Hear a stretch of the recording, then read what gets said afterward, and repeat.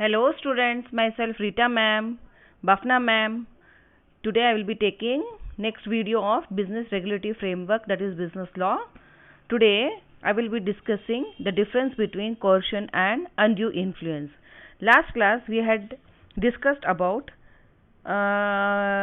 consent, that is about the free consent, coercion and undue influence, and we had discussed the case about Ranganayakkamma versus Alvar Setti, and second case was Chikkam Amiraju versus Chikkam Sheshamma. So today we will be discussing about the difference between the coercion and undue influence. So what is the difference between coercion and undue influence? Coercion implies physical force. See, already it has been told, coercion implies physical force, while undue influence refers to moral pressure. See, in coercion, what it happens, there is a physical force. As I told last case, that there was a widow of age 13 years. She did not want to adopt a child, but the family relatives threatened her to adopt a particular boy, otherwise they would not cremate their husband who was dead, and dead body was already present there, and they made it a point to not cremate their husband. So that is a physical force, and while undue influence refer to moral pressure. See, there is some sort of pressure that is about inferiority and superiority, like some person who is he is in a good position and he dominates the other person, as I told the example of master and servant relationship, police officer and accused. So some sort of superiority and inferiority is there. So some sort of moral pressure is there in undue influence. If there is a moral pressure, that is considered as a undue influence. So in second point, in a case of coercion, the party making application to the court to set aside the contract will have to prove how coercion was exercised. So if a person is filing a suit against the coercion, he has to prove how the coercion was exercised. That is, there was a physical force. If there is a physical force, it amounts to coercion. But in undue influence, the aggrieved party, he has to prove that other party was in a position to dominate his will. He was dominating. He was dominating the will, and the transaction is hence conscientiable. So it is a duty bound to prove that the contract was not induced by undue influence. So person has to prove that there was a dominating party. He was dominated by the other party. And a third point is, in the case of coercion, the person using it may be liable for punishment in criminal law, whereas undue influence involves no criminal liability. In coercion, there is a it may be liable for the punishment in criminal law. In criminal law, person may get a punishment, but in undue influence, it involves no criminal liability, as there is no physical threatening or physical force. It is just a moral pressure. So fourth point is, in case of coercion, the consent of the aggrieved party is obtained under the threatened of an offence or threatened to detain a property. So there is a threatening of the detaining the property or threatened of an offence. While in the case of undue influence, the consent is obtained by dominating the will of inferior party. The party who is inferior, यानी जो superior और inferiority है अपने में, जो superior party है वो dominate करता है इन्फीरियर पार्टी को, तो the latter does so by taking undue advantage. तो the superior person he takes an advantage of his superiority position. So however in both the cases the consent of one of the party is not free. So you can see one of the party, दो party में से एक party का consent free नहीं है, राजीनामा free नहीं है. As a result the agreement is voidable. आप अग्रीमेंट वॉइड कर सकते हैं at the option of the party. आपके ऊपर है कि अग्रीमेंट को रखना है या नहीं रखना है.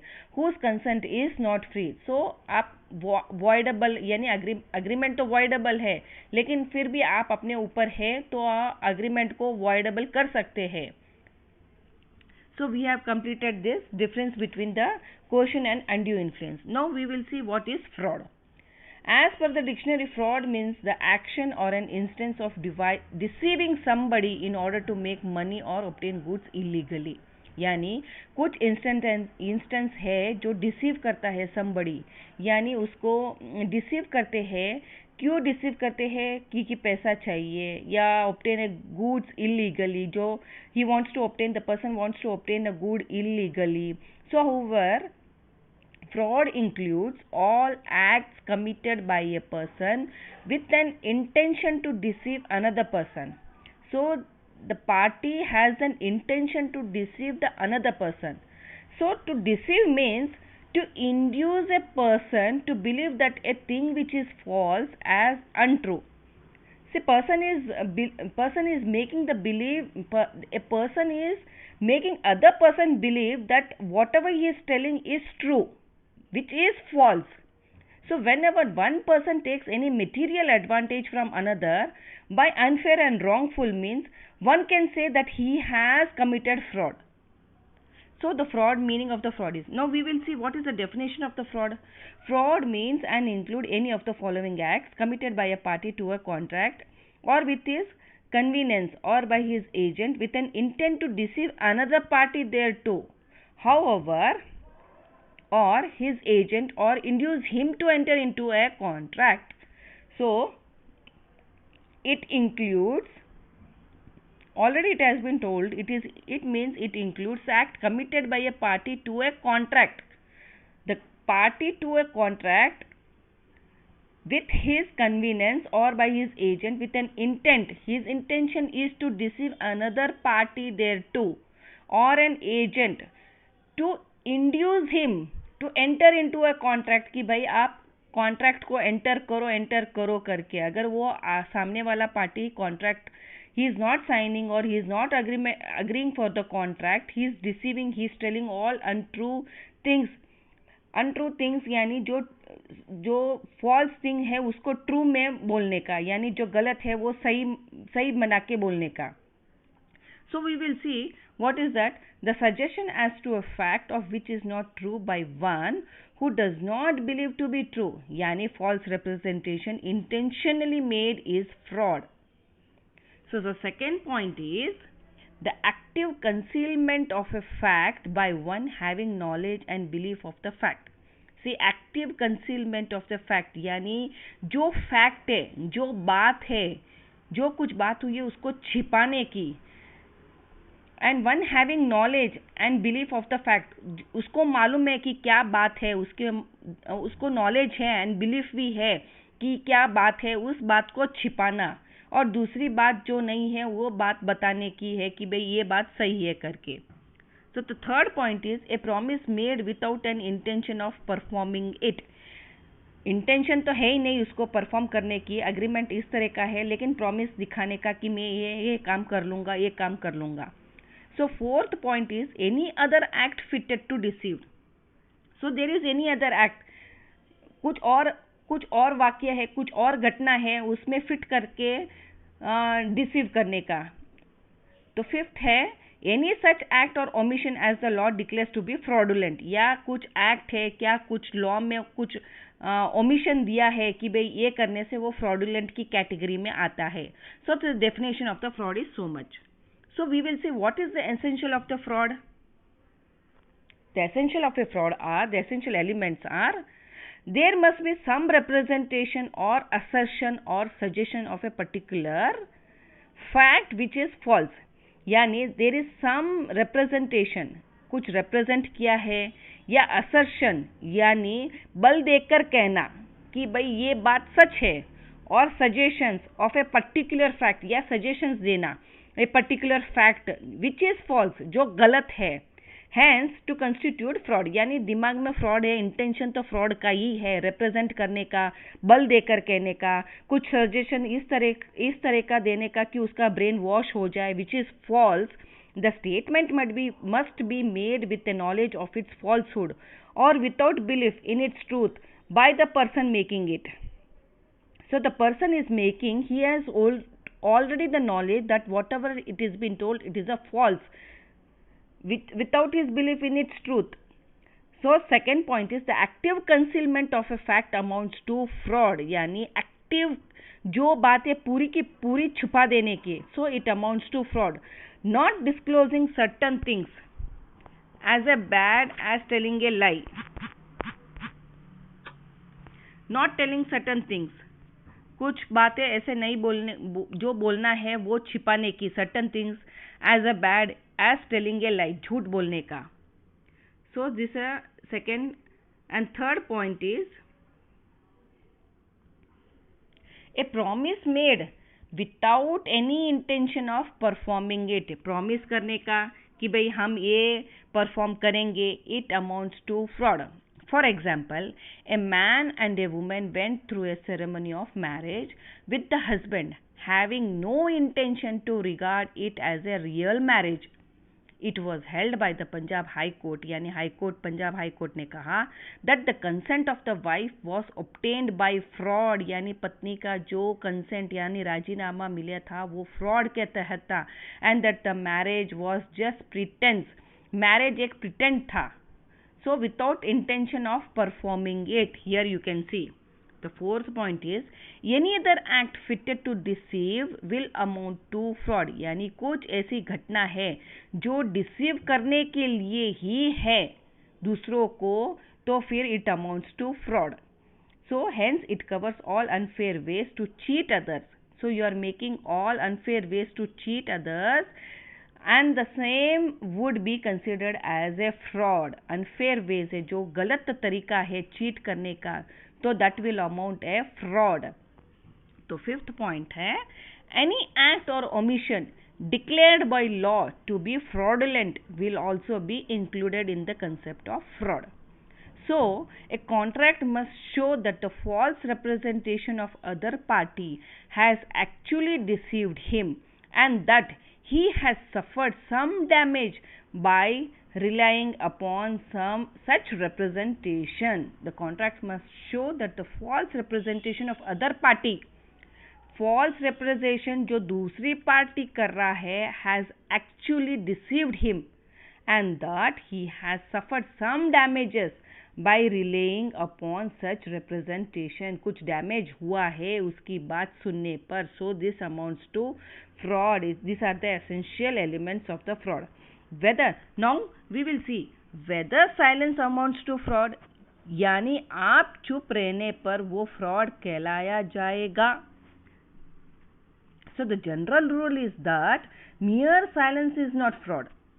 सिर्फ साइलेंस फ्रॉड नहीं हो सकता unless there is incumbent duty, यानी current duty imposed upon a person to disclose the material fact within his knowledge, यानी when they the rule is that mere silence is not fraud unless there is a current duty imposed upon a person to disclose a material fact within his knowledge. There should be a current duty that it is imposed upon a person.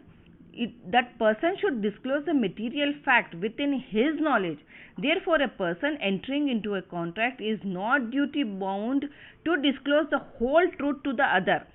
So the other person, यानी contract में जो enter कर रहा है, it is not his duty.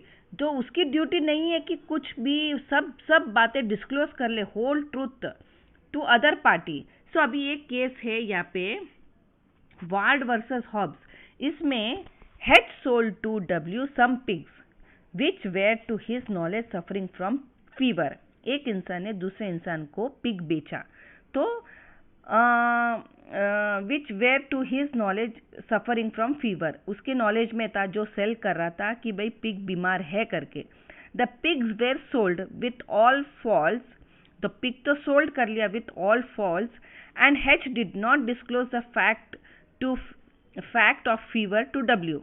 The court held that there was no fraud since it is expected that the buyer should take due care while purchasing goods. यानी जो इंसान cell करता है, जो इंसान यहाँ पे पिग सेल कर रहा था, उसने कुछ बोला नहीं कि भाई पिग बीमार है, लेकिन सामने वाला कोर्ट ने कहा कि सामने वाला जब कुछ खरीदता है तो उसकी ड्यूटी थी, देयर वाज अ ड्यूटी कि भाई वो चीज को बरोबर देख परख के ले करके, कुछ भी सामान लो, कुछ भी चीजें लो, कुछ भी देखो करो, तो it was a duty bound कि भाई आपका ड्यूटी थी कि वो इस सामने वाले को परख के आप फिर गुड्स और या कुछ भी सेल करते हो तो आप उसको बाय करते हो तो कुछ भी सोच समझ के लेना है. So the court held that there was no fraud since it is expected that the buyer should take due care. So buyer should take due care while purchasing goods. When there is a duty to speak, silence will not amount to fraud. Duty to speak arises only when one party trusts or confidence on other. So where is the duty to speak arise? When one party trusts upon you or when other party has a confidence upon you, then the duty arises there that he has to speak. There are certain contracts in which law imposes duty upon party to disclose all material fact. So certain contracts are there. Law has imposed duty upon the party to disclose all material fact. Now what are the material fact? Contract of utmost faith, that is uberimaya fidei contracts, yani contracts of utmost faith. All contracts of insurance of these types. In case of life insurance, it is the duty of the person taking such policy to disclose all material fact. When you go for a life insurance policy, the person who is making the life insurance for you, it is his duty. That person taking such policy, he should disclose all material fact as to age, disease, family traditions, etc. Similarly, every material fact is required to be disclosed by both parties to a contract of marriage. So, silence is considered fraudulent where silence on the part of the party is in itself equivalent to speech. So, understood? So, silence is considered fraudulent where silence on the part of the party is in itself equivalent to speech. Agar kuch, see, I can give you here one example. One beautiful example is here. B says to A, if you don't deny it, I shall assume that the horse is sound.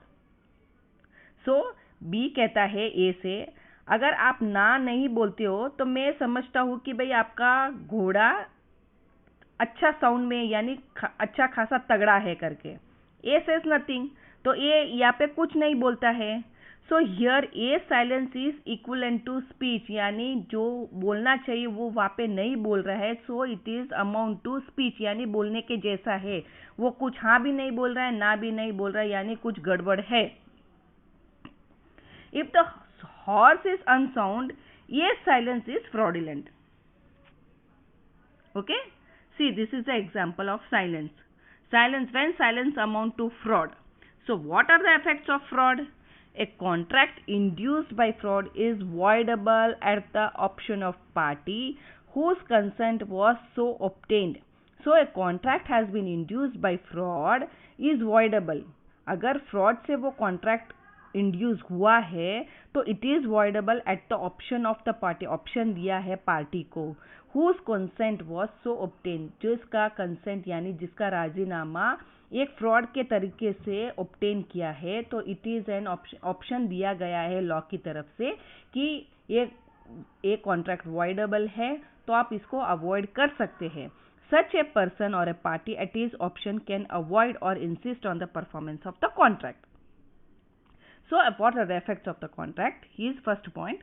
The second point is the aggrieved party can file a suit for compensation. अगर कुछ नुकसान हुआ है fraud के तहत, तो you can go to the court of the law and you can file a suit against that person. So now we have completed about the fraud. We will go for misrepresentation. So what is misrepresentation? Representation is a statement or assertion made by one party to the other.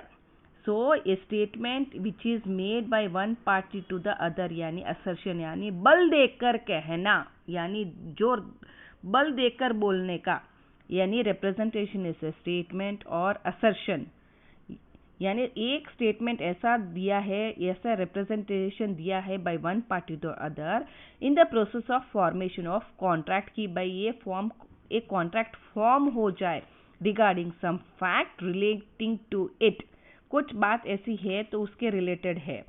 So misrepresentation arises when the representation or a statement made is inaccurate. यानी misrepresentation when it arises when the representation is made or a statement made is inaccurate. However, the inaccuracy herein is born out of any desire of one party to defraud the other party. Yani, it is born out of any desire. Here it is not born out of any desire. Here it is not born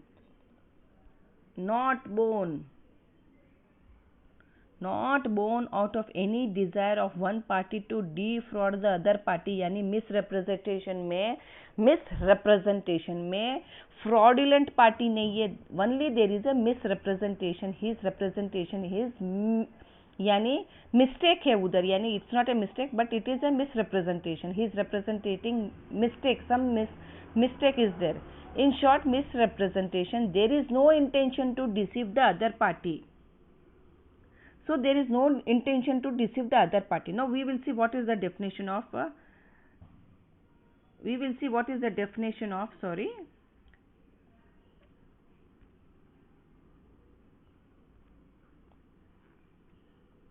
what is the definition of misrepresentation. The positive assertion in a manner not warranted by the formation of the person making it of that which is not true though he believes it to be true. यानी positive assertion है, यानी positive बातें है in a manner not warranted by the information of the person making it. उसको खुद को भी मालूम नहीं है कि भाई वो क्या बोल रहा है करके, तो इन्फॉर्मेशन उसने कलेक्ट की है, उसको ऐसा लगता है कि वो जो बोल रहा है वो सही है बट वो गलत है. Though he believes to be true, जो उसको खुद को मालूम नहीं है वो जो बोल रहा है वो गलत है, लेकिन उसको खुद को ये यकीन है कि जो मैं बोल रहा हूँ वो सही है करके. यहाँ पे एक एग्जांपल आप देख सकते हैं. P says to Q who intends to purchase his land, my land produces 5 tons of rice per acre. P कहता है Q से कि मेरी जो जमीन है 5 tons of rice per acre produce करता है. P believes the statement to be true. वो समझता है जो मैं बोल रहा हूँ वो सही है. Although he has no sufficient ground for doing. कुछ sufficient ground नहीं है उसके पास. Q purchases P's land. Q purchase करता है P's land, believing P's statement कि भाई जो वो सामने वाला स्टेटमेंट दे रहा है वो सही है. Afterwards, Q finds that the land produces only 4 tons. बाद में मालूम होता है कि भाई वो लैंड जो प्रोड्यूस कर रहा है राइस वो सिर्फ 4 टन्स का ही है. In this case piece representation is misrepresentation. So there is a positive assertion in a manner not warranted by the information of the person making it. The person is making an information what the person is giving, he believes it to be true but which is not true. Okay, the second point here is again the definition I am telling. Any breach of duty which without any intention to deceive, any breach of duty which without any intention to deceive gains an advantage to the person committing it by misleading another to his prejudice. Here the person is under a duty to disclose certain facts but does not do so and thereby ultimately misleads the other party. Okay, it is under a duty to disclose certain facts. The person is bound to disclose certain facts but does not do so and thereby ultimately mislead other party. यानी mislead करता है other party को. Here I can give you the example here. P innocently in good faith tells Q that his mobile phone set is made in Japan. Q thereupon buys the same. However, later on it turned out to be Indian. made. Here P is involved in misrepresentation. Okay, understood? And third point, we will see the definition. What is here? Causing, however innocently, a party to an agreement to make a mistake as to the substance of the thing which is the subject of the agreement, yani innocent mistakes. So that is a innocent mistakes. So the definition of a misrepresentation. Now we will see what are the effect of misrepresentation. Due to misrepresentation, the contract becomes voidable at the option of the party whose consent is so obtained. So it is a contract whose consent was obtained due to misrepresentation. The contract becomes voidable, यानी वो voidable है, पर आपके option के ऊपर है, party के option के ऊपर है कि वो कॉन्ट्रैक्ट रखना चाहते हैं या तोड़ना चाहते हैं.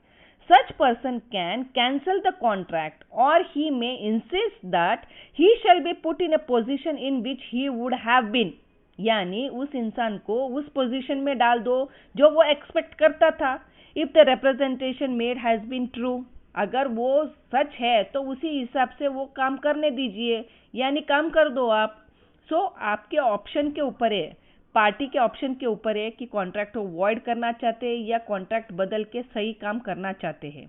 However, if the party to whom the misrepresentation is made had the means of discovering the truth with the ordinary diligence, the contract is not voidable. अगर party to whom misrepresentation is made, जो party के ऊपर misrepresentation हुआ है, दिया है, so he had, तो उसके ऊपर जिम्मेदारी भी बनती है कि वो कॉन्ट्रैक्ट को सही तरीके से, होशियारी से, बात को मुआयना करके वो ट्रूथ को निकाल सकता था.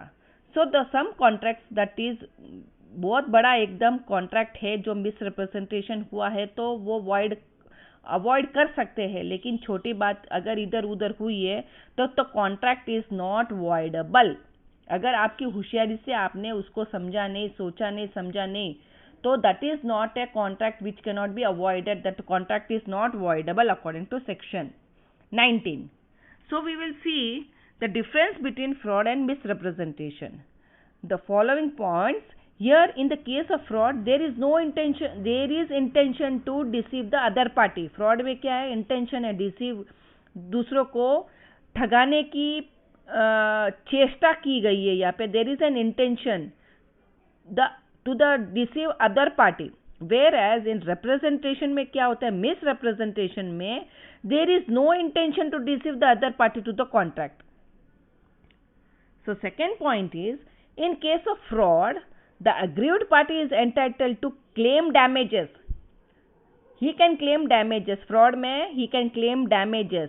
In addition to it, he can resign the contract. वो contract तोड़ सकता है.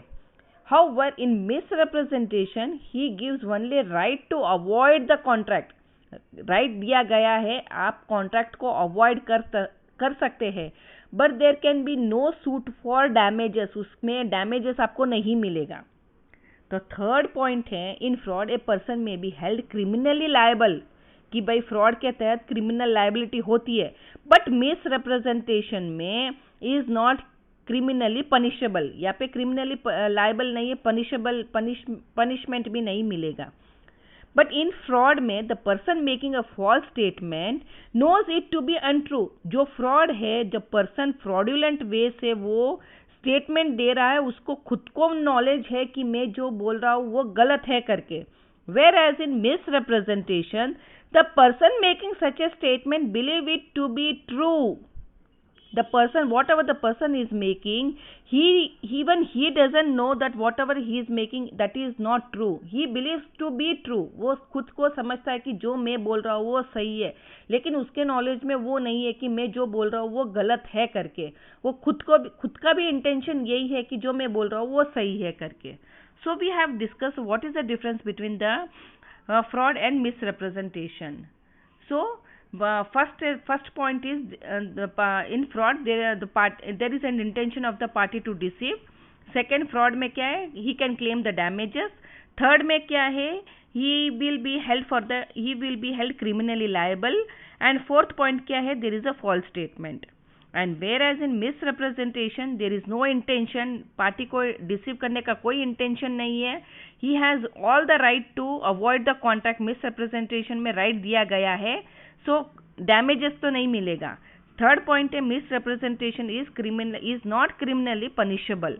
एंड फोर्थ पॉइंट है the person making such statement believes it to be true.